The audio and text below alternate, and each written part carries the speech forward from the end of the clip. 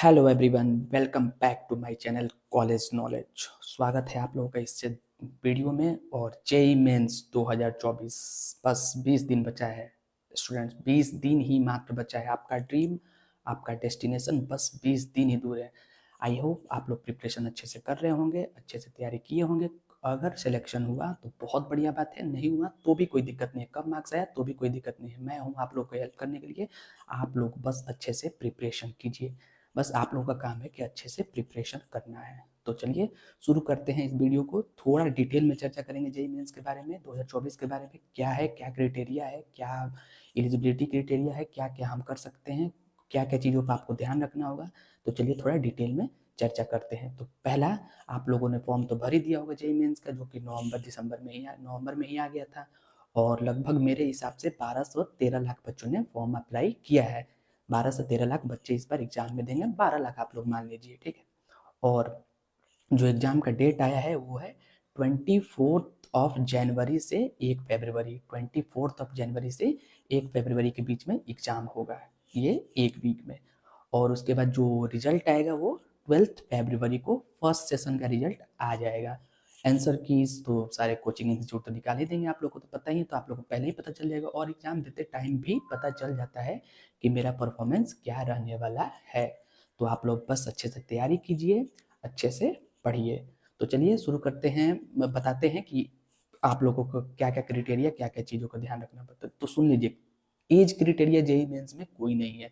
बस आपको 12th 2022, 2023 या 2024 के जो भी अपेयरिंग बच्चे हैं, जो 2024 में 12th का एग्जाम देंगे, वो एग्जाम दे सकते हैं। 3 कंसेक्यूटिव ईयर मिलता है इसमें। यही एक मौका है कि 3 साल आप लगातार 2-2 बार एग्जाम देंगे, मतलब 6 बार आपको मौका मिलेगा। तो जो स्टूडेंट क्लास 12th 2022 में या 2023 में या 2024 में अपेयरिंग होंगे, जो बच्चे 12th देने वाले, वो एग्जाम दे सकते हैं जेईई मेंस 2024 का। अब चलते हैं कि कौन कौन सा सब्जेक्ट में परसेंटेज क्या होना चाहिए, बोर्ड का क्या क्राइटेरिया होता है। तो आपको क्लास 12th में आईआईटीज और एनआईटीज में एडमिशन के लिए, ट्रिपल आईआईटीज और सीएफटीआईज में भी एडमिशन के लिए आपको 75% मार्क्स क्लास 12th में चाहिए, अगर आप सीबीएसई बोर्ड में हैं। नहीं तो और आपको अपने बोर्ड एग्जाम के टॉप 20 परसेंटाइल में रहना पड़ेगा। अपने बोर्ड एग्जाम के टॉप 20 परसेंटाइल में आपको रहना पड़ेगा। बनाया था तो 75% मार्क्स आपको चाहिए ही चाहिए। तो ये हो गया क्लियर बात। स्टेट बोर्ड्स के जो भी बच्चे हैं, अगर देख रहे हैं वीडियो तो सुन ले ध्यान से। आपको 12th में टॉप 20 परसेंटाइल में, अपने बोर्ड के टॉप 20 परसेंटाइल में रहना पड़ेगा, ठीक है। तो आप लोग बोर्ड का भी अच्छे से प्रिपरेशन कीजिए। और जो बोर्ड दे चुके हैं उनको, अगर उनका आ चुका है तो कोई दिक्कत नहीं। ऐसे एग्जाम सारे बच्चे दे सकते हैं, जिनका 75 नहीं आया है वो भी दे सकते हैं। लेकिन ट्रिपल आईआईटीज, एनआईटीज और सीएफटीआईज में एडमिशन के लिए और जेईई एडवांस के एग्जाम के एलिजिबिलिटी के लिए भी आपको ये जरूरी है 75% मार्क्स, ठीक है। अब आते हैं एक बहुत इंपॉर्टेंट फैक्टर पे, जो है state code of eligibility. State code of eligibility ये क्या होता है कि आपने 12वीं कहाँ से की हुई है। पहले इसको होम स्टेट कोटा बोलते थे।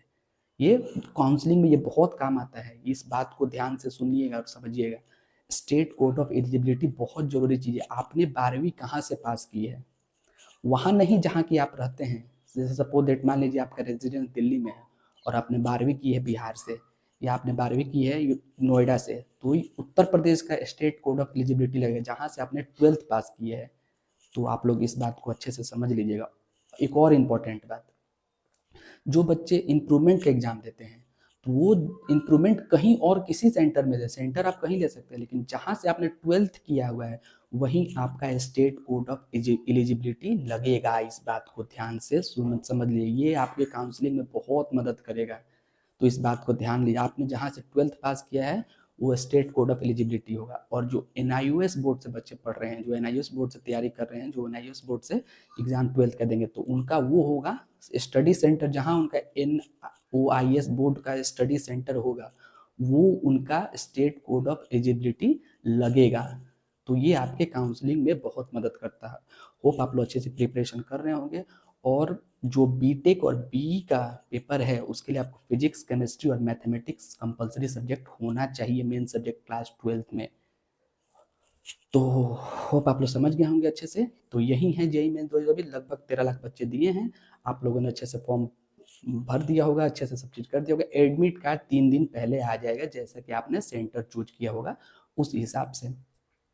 कभी कभी डिफरेंट सेंटर मिल जाता है यार, फर्स्ट सेंटर फर्स्ट चॉइस नहीं मिलता, लेकिन कोई भी हो यार, एग्ज़ाम देना है। 2 सेशन है, 9 से 12 होगा, और फर्स्ट शिफ्ट में और सेकंड शिफ्ट में 3 से 6 होगा। आपको एग्ज़ाम के 1 घंटे पहले एग्ज़ाम सेंटर पे पहुंच जाना है, क्योंकि वहाँ पे वेरिफिकेशन वगैरह बहुत सारे होते हैं। आधार कार्ड ले लेना है और एक फ़ोटो, जो कि हम फॉर्म पे अप्लाई करेंगे वही फ़ोटो आपको एक अपने पास रखना, क्योंकि वो अटेंडेंस सीट लगाते टाइम आपसे मांगते हैं। ठीक है, तो ये हो गया कंप्लीट जानकारी। और आप लोग समझ गए होंगे कि एलिजिबिलिटी और जेई मेंस के मार्क्स के ऊपर आपको 31 एनआईटीज मिलते हैं, 31 एनआईटीज, ट्रिपल आईटीज लगभग 23 या कुछ ऐसे हैं, सीएफटीआईज भी मिलते हैं। लेकिन उसके बाद भी ऐसे बहुत सारे कॉलेजेज हैं जो जेई मेंस के मार्क्स पे डायरेक्ट एडमिशन देते हैं। कई स्टेट इंजीनियरिंग कॉलेजेज है, कई ऐसे भी कॉलेज है जैसे एनएसआईटी है, डीटीयू है, बहुत सारा जेपी नोएडा है, निरमा है, बहुत सारा कॉलेज है। तो ये डायरेक्ट एडमिशन देते हैं, बहुत सारे प्राइवेट कॉलेजेस भी देते हैं। तो मैं उस पर आपको बताऊंगा, triple IT Hyderabad, dream college, every student का बहुत शानदार कॉलेज।